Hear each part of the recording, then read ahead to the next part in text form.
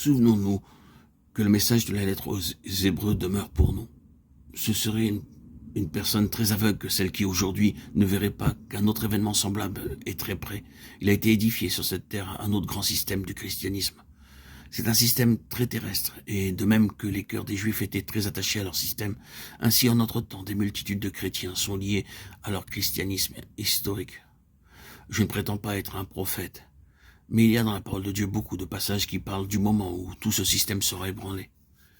Il est très impressionnant que, durant notre vie, nous ayons vu cela s'accomplir dans une petite mesure, alors que des églises ont été détruites, des congrégations dispersées si bien qu'il n'a plus été possible de continuer selon les anciennes formes. Les hommes ont dû rencontrer le Seigneur pour eux-mêmes, sans aucune aide terrestre. Ils ont dû recevoir leur secours du ciel et non de la terre. Nous avons vu cela arriver d'une manière comparativement petite à 2 occasions au moins. Le Seigneur a frappé la terre en ces 2 terribles reprises, à peu d'années de distance. Et il n'est pas difficile de voir que cela peut se répéter sur une échelle beaucoup plus grande. Cet événement peut n'être pas très loin de nous. Nous, les chrétiens, nous parlons de retour du Seigneur. C'est notre espérance et notre salut. Mais nous devons nous souvenir que le retour du Seigneur sera accompagné d'un jugement terrible sur cette terre, où tout ce qui ne sera pas céleste sera ébranlé jusqu'à s'effondrer.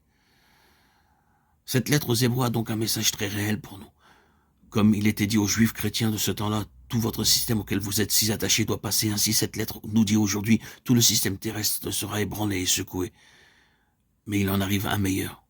Dieu avait en vue pour nous quelque chose de meilleur. Hébreux 11, 40. Tel est le point de vue de cette lettre aux Hébreux. Je suis certain que nous voyons cela s'appliquer à notre temps. Nous ne faisons pas simplement l'étude d'un livre de la Bible lié à bien des siècles en arrière. Dieu est le Dieu éternel et il parle pour tous les temps. Mais le message s'intensifie à mesure que nous approchons de la fin. Continuons maintenant à voir cette transition de ce qui est terrestre à ce qui est céleste.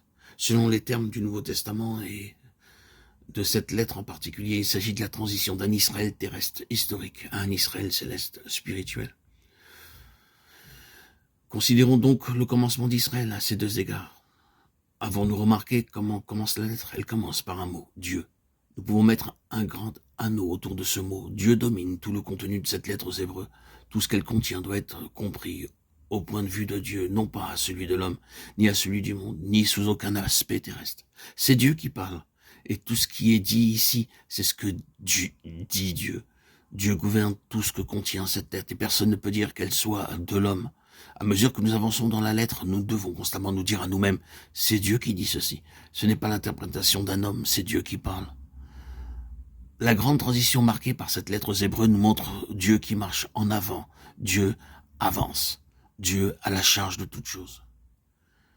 Et la lettre nous dit, les compagnons de la voie céleste sont ceux qui marchent avec Dieu. L'appel de la lettre aux Hébreux est avançons, parce que Dieu avance.